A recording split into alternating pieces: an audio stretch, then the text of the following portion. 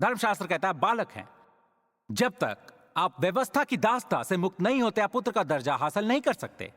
मैं ये इसलिए कह रहा हूं क्योंकि लोग सोचते हैं कि वो व्यवस्था का पालन कर रहे हैं, वे व्यवस्था के बंधन में हैं और वो पिछले 20 सालों से व्यवस्था का पालन कर रहे हैं और वो सोचते हैं उन्हें 20 वर्षों के इस अनुपालन के कारण बचाया जाएगा। लेकिन वो पुत्र है ही नहीं। उत्तराधिकारी का अधिकार उन लोगों को हासिल नहीं है जो व्यवस्था के दास हैं। क्यों? क्योंकि यीशु जो करने आए थे आप उसे इनकार करते हैं। यीशु आपको व्यवस्था के चुंगल से छुड़वाने आए थे ताकि आपको पुत्र का दर्जा मिल सके। अनुवाक्य 6, और तुम जो पुत्र हो, इसीलिए परमेश्वर ने अपने पुत्र के आत्मा को, जो हे अब्बा है, हे पिता कहकर पुकारता है, हमारे हृदय में भेजा है। तो परमेश्वर का हर पुत्र पवित्र आत्मा के साथ जुड़ा हुआ है। पवित्र आत्मा के साथ, पवित्र आत्मा को पुत्रों के लिए ही भेजा गया है। पवित्र आत्मा को पुत्रों के लिए भेजा गया है और पुत्रियों के लिए भी। उन्हें पुत्रों के लिए भेजा गया है जो कि पुत्रियां भी हैं। जब मैं धर्मशास्त्र पढ़ता हूं तो स्त्री पुरुष में कोई भेद नहीं है। कुछ जगहों पर मैं चाहता हूं आप जाने कि आपको व्यवस्था के बंधन से मुक्ति दिला दी गई है और अब केवल पवित्र आत्मा है। हालेलुया। आप इस आदान प्रदान को देखिए। आप व्यवस्था से मुक्त हो चुके हैं और अब पवित्र आत्मा के हाथों में है, जिसे परमेश्वर के पुत्रों के लिए भेजा गया है और उसे आपके हृदय में स्थान दिया गया है। रोमियो अध्याय 5 वचन 5। व्यवस्था से छुड़ाने के लिए वो पवित्र आत्मा को भेजता है जो आपके हृदय को परमेश्वर के प्यार से सींचता है। तो अब पवित्र आत्मा आपके हृदय में जगह बना चुकी है। देखिए हमें उन्हें कैसे पुकारना है। बाप, जो पिता के लिए बेहद करीबी संबोधन है। खुदा बाप, उसके पुत्र की पवित्र आत्मा अब हमारे हृदयों में प्रवेश कर चुकी है और ये उत्तराधिकारी होने से भी अधिक है। जब पवित्र आत्मा आपके भीतर प्रवेश करती है तो आप लेपालक होने के नजदीक पहुंच जाते हैं, क्योंकि जब एक बार परमेश्वर की आत्मा आपके घर आ जाती है तो आप वही पाते हैं जो उनके पुत्र ने पाया था। और आप जानते होंगे कि जब मानव जाति में अगर एक इंसान के खून में दूसरे इंसान का लहू मिल जाता है तो वो एक ही वंश के हो जाते हैं। अब ये देखिए, आप में परमेश्वर, हालेलुया, के पुत्र की आत्मा है तो आप उसी के वंश के हैं। जब पवित्र आत्मा आपको अपना घर बना लेती है तो उत्तराधिकारी का उतना महत्व नहीं रहता। अब यहां मुझे आपकी मदद चाहिए क्योंकि मुझे कुछ खिंचा खिंचा महसूस हो रहा है। अब ये जोर से कहिए, मैं अलौकिक का पूर्ण विकसित पुत्र हूं। मेरे पास वो सामर्थ्य है जो पुत्र को पुत्र बनाती है और वो है पवित्र आत्मा की प्रतिज्ञा। चलिए वापस रोमियो अध्याय 8 पर चलें।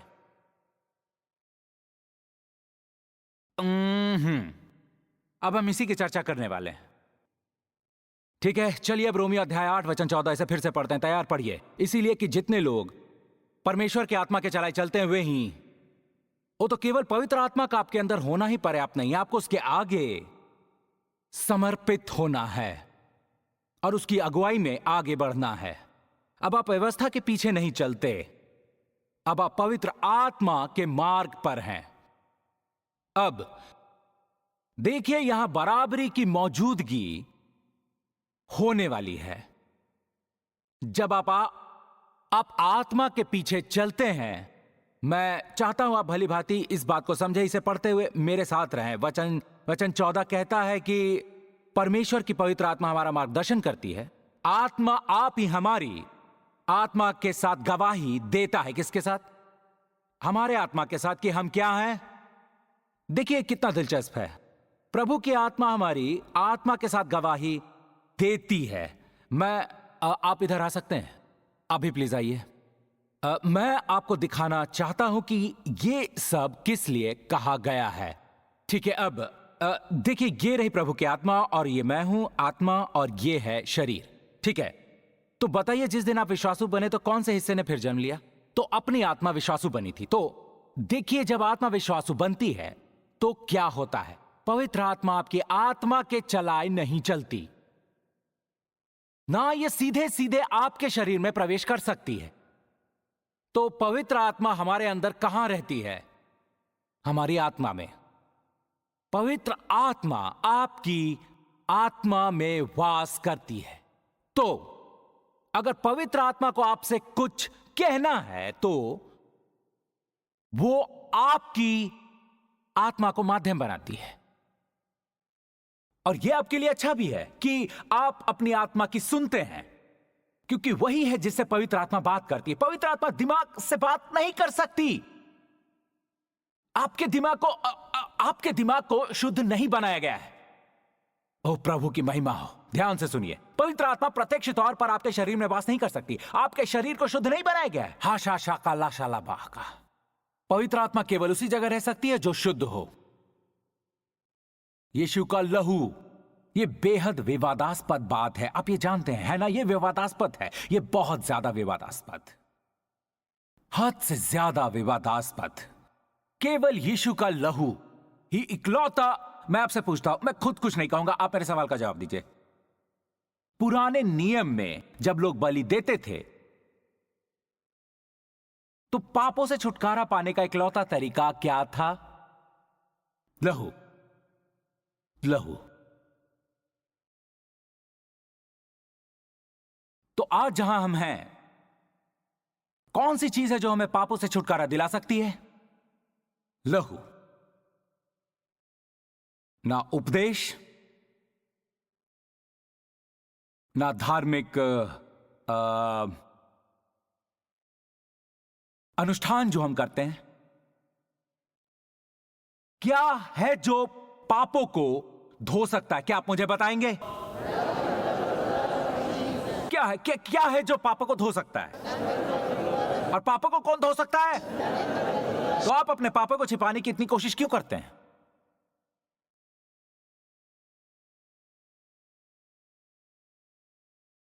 क्या अब आप अपने पाप स्वीकारते हैं? हां, जरूर, आप उन्हें स्वीकार कर सकते हैं, क्योंकि स्वीकार का अर्थ है सहमति। तो आप सहमत हैं कि आपके पापों को प्रभु संभालेंगे। हे पिता, मैं आपके सामने पाप स्वीकारता हूं। मैं आपका अनुयायी हूं, मुझे आपसे प्रेम है, मैं अपने पाप स्वीकार करता हूं। लेकिन मैं अपने पाप इसलिए नहीं स्वीकार कर रहा कि आप मेरे लिए वो करें जिसे आपका लहू पहले ही कर चुका है। मैं पाप स्वीकारता हूं, मैं अपने सारे पाप स्वीकारता हूं, क्योंकि मैं आपका अनुयायी हूं, मैं आपके साथ समझौते में हूं, मुझे आपसे प्रेम है, मैं आपसे कोई पर्दा ना रखूंगा। और यह मेरी बौद्धिक शांति का केवल शुरुआती कदम है। मैं अपने पाप स्वीकार करता हूं। हे पिता, मैं अपने सभी प्रकार के पाप स्वीकार करता हूं, और मैं आपको धन्यवाद कहता हूं कि आपके लहू ने मेरे लिए क्षमा के द्वार खोल दिए। आप सुन रहे जो मैंने कहा? मैं ये नहीं कहता कि अपने पाप स्वीकार ना करें, ना, मैंने ये कभी नहीं कहा। मैं सिर्फ ये कह रहा हूं कि ये सोचकर पाप स्वीकार मत कीजिए कि आपके लिए वो किया जाएगा जो लहू पहले ही कर चुका है। आप समझ रहे हैं ना? आप मेरी बात अच्छी तरह समझ रहे हैं? क्योंकि इस देश में ऐसे भी लोग हैं जिन्हें अब भी ऐसी समस्याएं हैं। वो कहते हैं, देखिए, मैं ज्यादा नहीं जानता, पर मुझे लगता है रोज प्रभु के सामने पाप स्वीकारना चाहिए ताकि वो मुझे रोज माफ कर सकें। क्या यीशु से अभी भी लहू टपक रहा है? नहीं। जब उनका लहू निकला था तो वो हमेशा के लिए बहा था। बेहतर होगा आप इसे समझ लें। क्या आपके लिए उसे फिर से छलकना चाहिए? यह नहीं होने वाला। ठीक है, मेरे लिए बताना जरूरी क्यों था? पवित्र आत्मा ने आपकी आत्मा को पूरी तरह से धो दिया है, शुद्ध कर दिया है। आपकी आत्मा को यीशु के लहू ने पूरी तरह से ढका हुआ है, उसे इतना शुद्ध बनाया हुआ है कि पवित्र आत्मा उसमें वास कर सकती है, उसमें चल सकती है, उसके जरिए बात कर सकती है। यही वो जगह है जहां वो रहती है, और ये जगह शुद्ध है। और हर उस ईसाई के लिए जो विश्वासु है, उसकी आत्मा को लहू ने पवित्र कर दिया है और उसे ऐसी जगह बना दिया है जहां पवित्र आत्मा बसेरा बना सकती है। आपकी आत्मा शुद्ध है। और प्रभु क्या करना चाहते? वो कहते हैं कि अब मैं हर मनुष्य के भीतर हूं। ताकि उसे व्यक्तिगत तौर पर सिखा सकूं।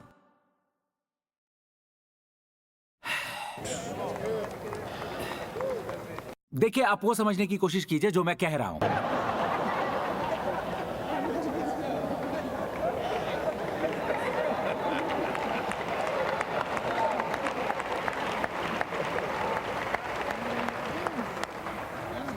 तो जब वो हमारे अंदर है, तब पवित्र आत्मा कहती, मैं तुम्हारे हृदय पर लिखूंगी, और आखिर में तुम्हारे दिमाग पर भी।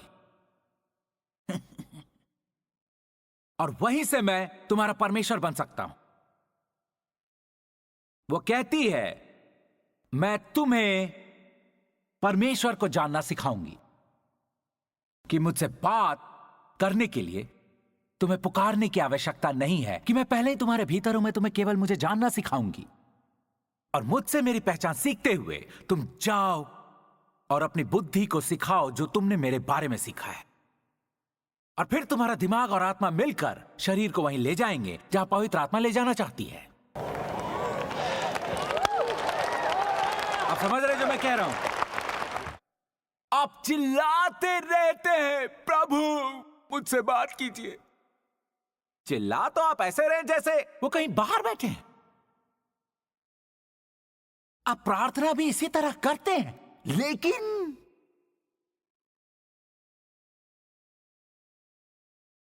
वो बाहर नहीं है। मेरी बात ध्यान से सुनिए, यह आपको समझाने के लिए, कृपया इसकी गहराई में न उतरे। देखिए, प्रभु सर्वव्यापी हैं। वो हमारे भीतर है। मैं चाहता हूं आप अपने दोनों हाथ ले लें और उन्हें अपने हृदय पर रख लें। इस तरह से कुछ महसूस हो रहा है?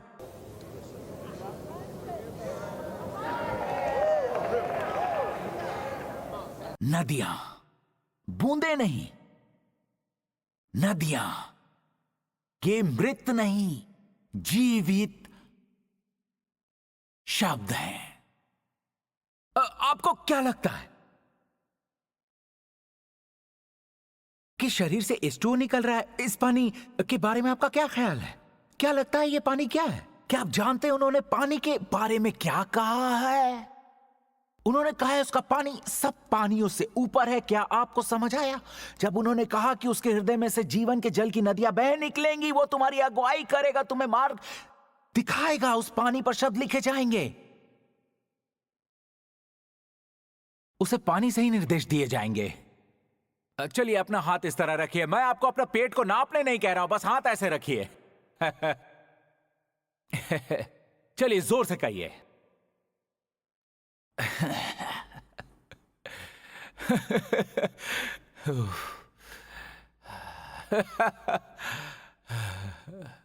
जोर से कहिए, प्रभु मेरे अंदर है, कौन मुझसे बैर मोल लेगा?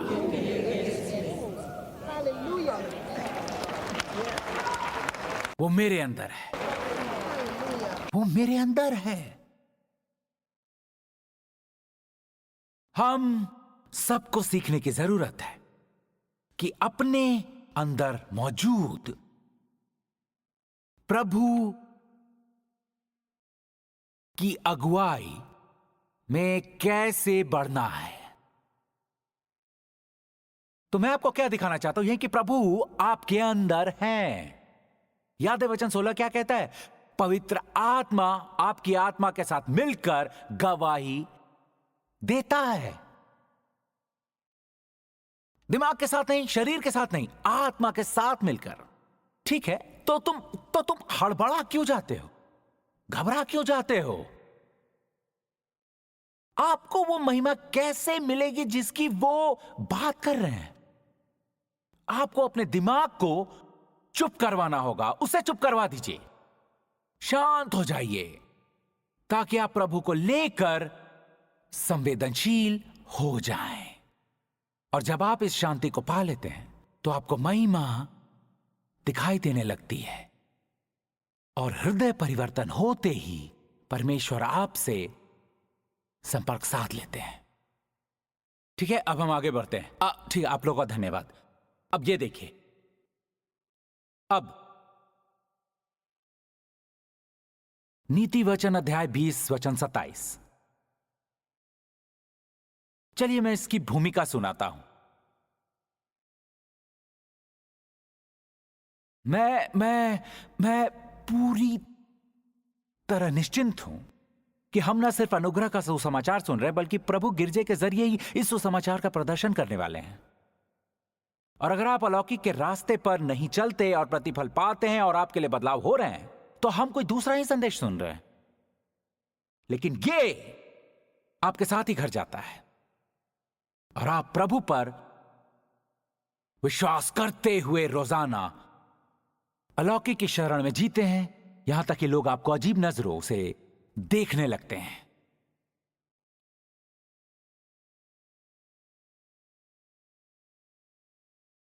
Hallelujah, hallelujah. ठीक है, ठीक है। अब देखिए वचन 27 शुरू करते हैं।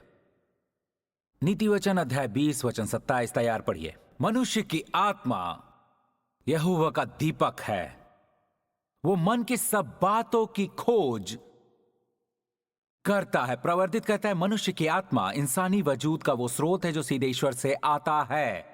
यहोवा का दीपक है, वो मन की सब बातों की खोज करता है। मनुष्य की आत्मा यहोवा का दीपक है, वो मन की सब बातों की खोज करता है। तो परमेश्वर जो कुछ चाहते हैं, वो जिस भी प्रकार से आपका मार्गदर्शन करना चाहते हैं, ऐसा वो आपकी आत्मा के माध्यम से करते हैं। आपकी आत्मा ही वो दीपक है जो प्रभु को रोशनी देती है। धर्मशास्त्र का एक वचन है जो इसे मुझसे भी बेहतर तरीके से बताता है। मनुष्य की आत्मा, वचन 27, आपकी आत्मा समझिए कि मेरी आत्मा प्रभु का दीपक है। मेरी आत्मा वो दीपक है जिसकी रोशनी में प्रभु मेरे मन की सब बातें जानते हैं। कुरिन्थियों अध्याय 2, मुझे वहां आपको कुछ दिखाना है।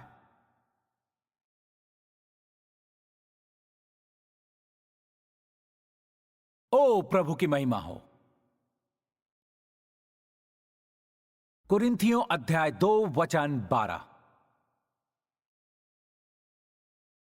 प्रभु की महिमा हो, प्रभु की महिमा हो। इसीलिए अब आपके पास चिंता करने का भी समय नहीं है, ना डरने का, ना किसी भी चीज से घबराने का। आपको हर रोज कुछ न कुछ समय अपने लिए निकालना होगा, दुनिया से कटना होगा, क्योंकि प्रभु तुम्हें कुछ दिखाने की कोशिश कर रहे हैं।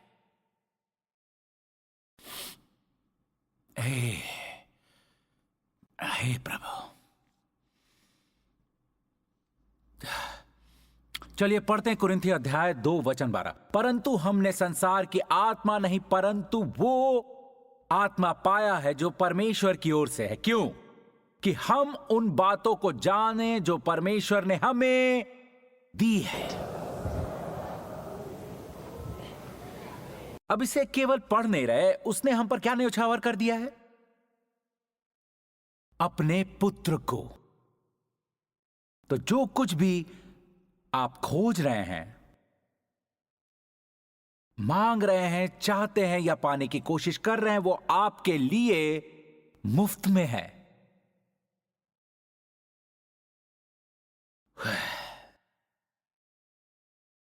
लेकिन प्रभु की आत्मा को भेजा ही इसलिए गया था ताकि जो आपको मुफ्त में उपहार स्वरूप दिया गया उसे आप पा सकें। मुक्ति उपहार, समर्पण उपहार। आप नहीं सुन रहे? नहीं तो आप जितना चाहे उतना अमीर बन सकते हैं। सबसे महान आविष्कारों के विचार तब आए जब इंसान सो रहा था। यह एक तरीका है जिससे कोई बेचारा इंसान भी समृद्धि पा सकता है। आंख लगते ही वो आत्माओं की दुनिया में पहुंच जाता है, जहां उसे कोई नया विचार मिलता है जो उसे समृद्ध बना देता है, क्योंकि अनुग्रह की शक्ति से हम वो पा लेते हैं जो अदृश्य है।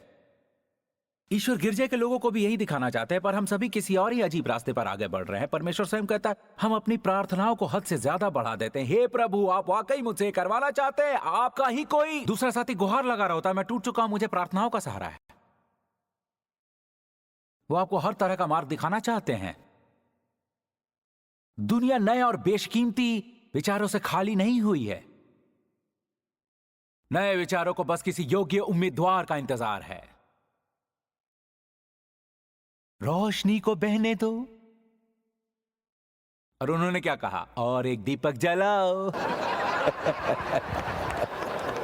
ठीक है, चलिए वापस आत्मा की ओर चलते हैं। आप तैयार हैं ना? आत्मा आत्मा। दोस्तों, आप जानते हैं शांति का समय मेरे लिए कितना मूल्यवान है।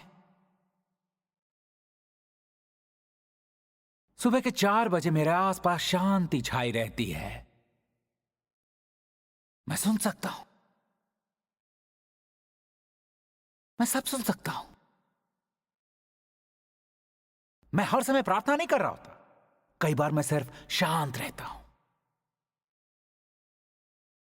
यहां भी शांत, वहां भी शांत। और मुझे एहसास होने लगता है कि मेरी आत्मा, पवित्र आत्मा ने जो कहा उसे सुनकर उसकी गवाही दे रही है।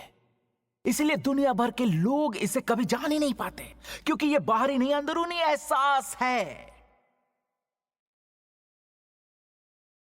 पवित्र आत्मा आपसे बात करना चाहती है। प्रभु ने मुझसे संपर्क साधा और कहा, मैं तुम्हें आसान शब्दों में समझाऊंगा ताकि सब सुन सके। मैं चाहता हूं मेरे लोगों को वो समृद्धि मिले जो आज तक दुनिया में किसी ने देखी भी नहीं। लेकिन उसके लिए उन्हें मेरी अगुवाई में बढ़ना होगा। अगर वो स्वयं अपने मार्गदर्शक बने तो मैं भी वही करूंगा जो मैंने अब्राहम के साथ किया था। जब तक वो स्वयं से थक ना जाए, मैं उन्हें अकेला छोड़ दूंगा, क्योंकि वो समझते हैं कि वो मुझसे भी बड़े हैं। इसीलिए मैं उनके रास्ते से हट जाऊंगा। मैं उसके उलट भलाई का साथ दूंगा। ओ, तो तुम ऐसा ही करना चाहते हो?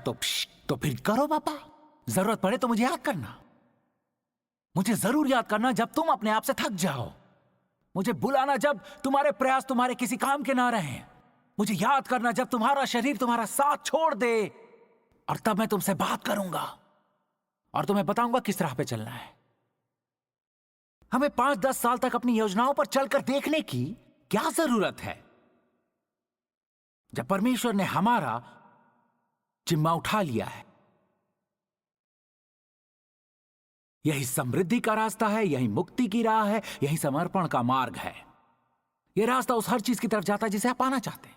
मुझे नहीं पता मैं शादी को कैसे बचाऊंगा। ईश्वर के पास तुम्हारी शादी को बचाने के लाखों तरीके हैं।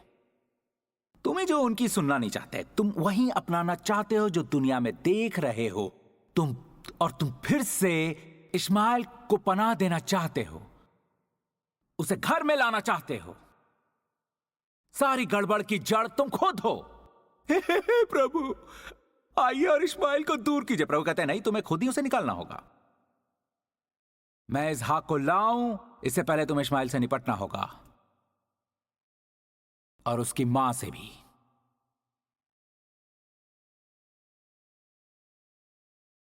ठीक है, तो वो हमारे अंदर मौजूद जीव के जरिए मार्ग नहीं दिखाते, वो हमें हमारी आत्मा से मार्ग दिखाते हैं। मनुष्य का जीव और उसकी आत्मा, सदियों से इन दोनों शब्द को एक दूसरे की जगह इस्तेमाल किया जाता है, दोनों जैसे समानार्थी हों। ये दोनों दो अलग अलग चीजें हैं। चलिए इब्रानियों देखते हैं, अध्याय 4 वचन 12। आपको इनके अलग अलग होने का पता चलेगा। इब्रानियों अध्याय 4 वचन 12। जब आप ये समझेंगे तो जानते हैं हमें क्या करना है। शरीर फिर अधिकार पाने को चिल्लाता है। मैं अभी आपको एक चीज दिखाने वाला हूं जिससे आप प्रभु के किए में विश्वास करना सीखेंगे। इब्रानियों अध्याय 4 वचन 12। क्योंकि परमेश्वर का वचन जीवित और प्रबल, हर एक दोधारी तलवार से भी बहुत चोखा है और जीव और आत्मा को और गांठ गांठ और गुदे को अलग अलग करके वार पर छेदता है। ये देखिए, किसे छेदता है? और जीव और किसे? तो ये दोनों एक नहीं है। आप एक आत्मिक प्राणी हैं, आप में एक जीव है, दिमाग, इच्छाएं, भावनाएं हैं। आप सोचते हैं, महसूस करते हैं, चुनते हैं। आपकी भावनाएं हैं, एक वजूद है, आप एक शरीर में रहते हैं। लेकिन आप और हम अब ये नहीं कह सकते कि आत्मा ही जीव है और जीव ही आत्मा और ये दोनों समानार्थी है। ऐसा नहीं, आप आत्मिक प्राणी हैं। आप में एक जीव है और आप इन दोनों चीजों को अदल बदल कर प्रयोग नहीं कर सकते। देखते हैं 1 थिस्सलुनीकी अध्याय 5। देखिए फिर से इसे दोहरा रहा है। थिस्सलुनीकी अध्याय 5 और वचन 23। थिस्सलुनीकी अध्याय 5 वचन 23। शांति का परमेश्वर आप ही तुम्हें पूरी रीति से पवित्र करे। ठीक है, अब अलग से समझिए, पूरी तरह, पूरी रीति से, कम या ज्यादा नहीं, पूरी रीति से, पूरी तरह। और मैं प्रार्थना करता हूं तुम्हारी क्या आत्मा और क्या जीव और क्या देह हमारे प्रभु यीशु मसीह के आने तक पूरी और निर्दोष सुरक्षित रहे। अब देखिए वचन 24। तुम्हारा बुलाने वाला सच्चा है, ये सुनिए, और वो ऐसा ही करेगा। तो आप एक आत्मा हैं, आप एक जीव भी हैं, आप एक शरीर में रहते हैं। अब इतना ही समझना काफी है। संत यूहन्ना 14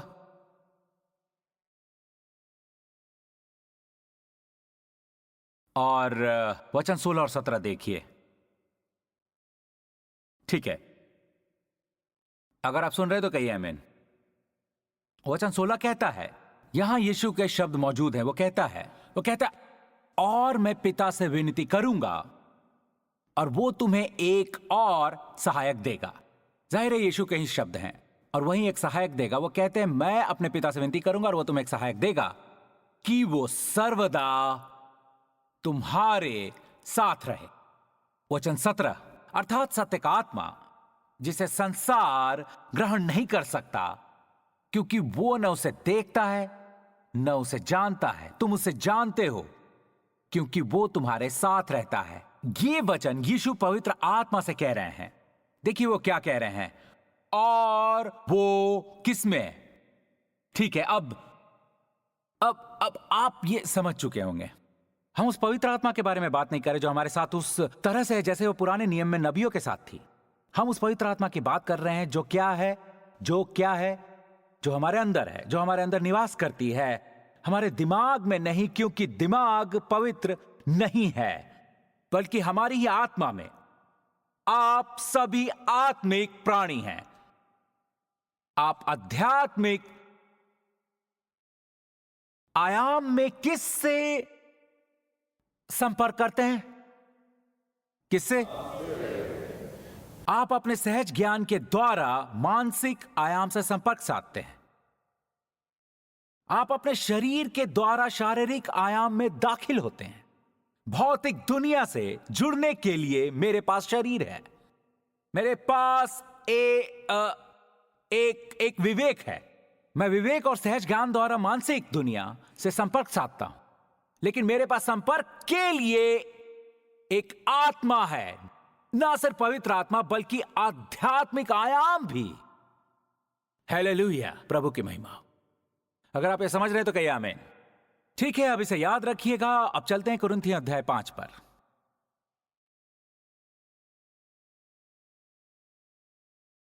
प्रभु की महिमा हो। ये दिखाते हुए मुझे जबरदस्त खुशी हो रही है।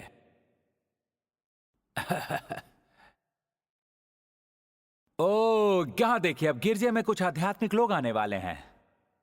प्रभु से सीखना और उनसे सुनना, पवित्र आत्मा की अगुवाई में चलना, यह कोई फालतू नेतागिरी नहीं है। प्रभु ने मुझे आपके घर भेजा और मुझे आज्ञा दी है कि मैं आपसे कहूं कि आप मुझे अपनी कार दे दें। ज्यादा पकाओ मत भाई। तुम्हारे शरीर ने और तुम्हारे विवेक ने तुम्हें वहां भेजा है।